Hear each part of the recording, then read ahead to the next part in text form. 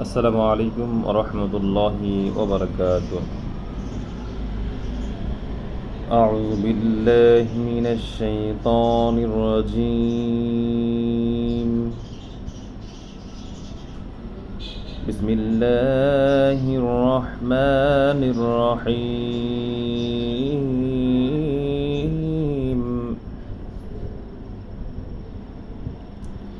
কুল হুয়াল্লাহু আহাদ, আল্লাহুস Samad, لم يلد ولم يولد ولم يكن له كفوا أحد।